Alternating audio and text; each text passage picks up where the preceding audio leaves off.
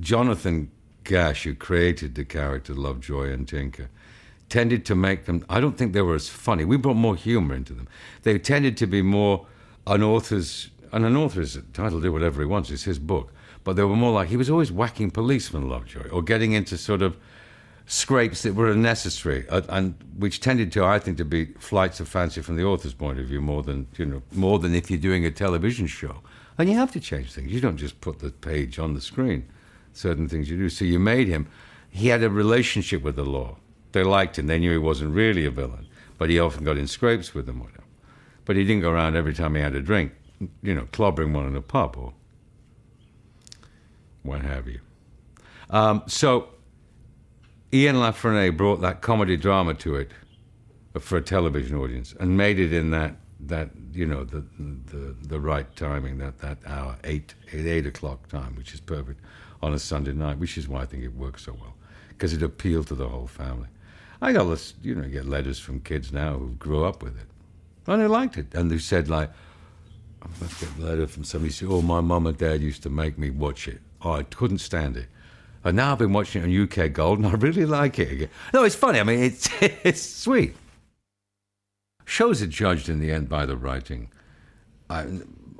Hugely important. And we did have terrific writers on that. I'm not going to go through all the names because you'll see them all. But we tried to bring in like one new writer every year. But Ian didn't write after the first, until they wrote a special and they wrote the last episode, Ian LaFrennais, who created the Bible for the show. But we did have a base of writers that went through the show, and they created their own shorthands. And at the time, they'd play games with names, people, characters. And I once writers feel free and relaxed within their genre, they can have a good time with what they do. What was great is that about the scripts is that you tried to make them as varied as possible, so they weren't always about the same thing. And the writers were grounded in antiques. And all the stuff that came out in the show was actually verified and true. All the information about people. I mean, and the nice thing is, wherever I've been to, like Palm Springs here sometimes, and the guy was in the waters of one of those spas down there, and the guy goes, Lovejoy, I have an antique shop in what now. Antique, it's one of those shows antique dealers like, because you told stories, and they love stories. There are 1 million stories, and there are 1 million more. You would never run out of material for the show. And we only gave away half the secrets. I mean, it's one of the great import-export businesses of the world. I mean, there's more money to be made in it. Have you seen the prices? Go to Melrose Avenue down here and see what they charge. See what they ask for. Oh, yes, made by Mayan Indians in 720. Sure it was, yeah. Sure. I say I wouldn't know a Chippendale from a chip pan. We did 75 episodes, and you're talking about 4 regulars. You got a minimum of maybe 15 other people in the cast. So you multiply, 15 by 75. You got probably made work for 2,000 actors. Weren't repeated, which were never repeated through the show. Apart from my wife, who did Series 1, Gwen, who did Series 1, and played twins in 1985, and then came back for the last series and played the mad wife of an English lord on a motorbike. Yes. The last of the Uscocks, which was the episode I directed in the last series, which was one of my favorite scripts. Which actually, that script is a funny story, because in the end it was like, it became so complicated working out this script that this original book of the Uscocks, who were the Uscocks, we decided. I mean, sometimes you decide to. The writer said, "Well, make the whole thing a fake. There's nothing real about anybody." I mean, it happened in another series, I think, about a Bible with Richard Bryars, which is about the fake Bible.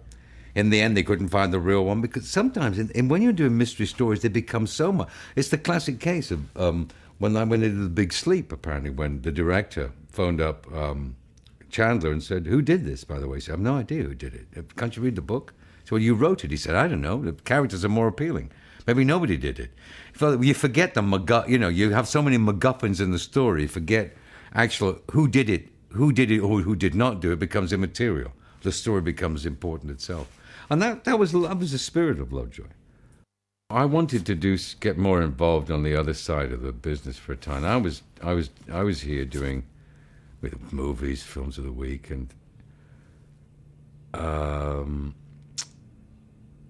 was looking for something to get involved, but something, and I think it's lucky. I think, you know, being an actor, if you're in work, you're lucky most of the time. I mean, there's a lot of actors I know that dramas go with who never even cracked through, who were terrific, I thought, at the time. So to have read that Lovejoy novel on the seemed fortuitous somehow. And I called him. The thing is following through, and I followed through on it. And at the time, Ian LaFrene's been a friend of mine for, I don't know, 30, 35 years. He was the perfect guy to write it. Alan McShane was looking to do something with the BBC. I was looking to move back in another area. It was fortuitous. It came off. I look back on it with huge affection. I still am in contact with most of the cast from time to time. Dudley, Chris, Phyllis. It was a very agreeable show to do. We had some wonderful guest stars on it. It established me in another way back in England, and it established me in a way that about getting to know about more than just being in front of the camera. And I directed some of them. My producing credit on it was more to do with shaping the scripts and seeing to it every year that side. As to being a showrunner, I wasn't that. I mean, but very few actors do that. You have somebody to run the production of the show.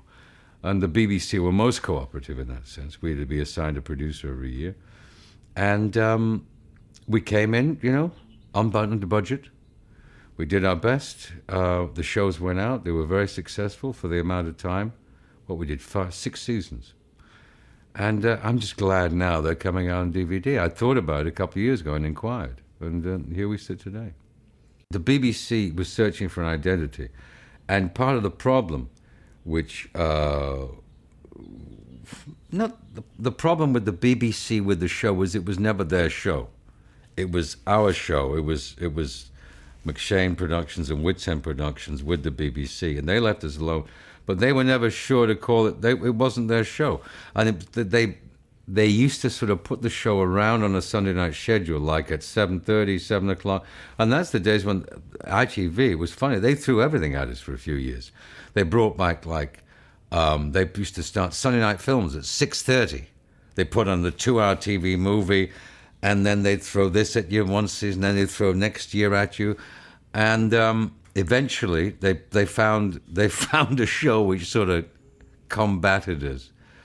I mean, didn't sink us, because after 5 years, I said that was it. I was out of there. Was Heartbeat, which is still going on, but Heartbeat is a generic show of, what is it? It's a 60s show, and not to be. I love you, Nick Berry. In fact, I do love Nick Berry. he's a friend of mine, but Nick. But it was a show about nostalgic pop tunes in the 60s stuck to a sort of a gentle Sunday night in Yorkshire. No, it's the same show every week in, week out. But we finished after 5 years, which is when I wanted to. We did 5 years of it, and it was great.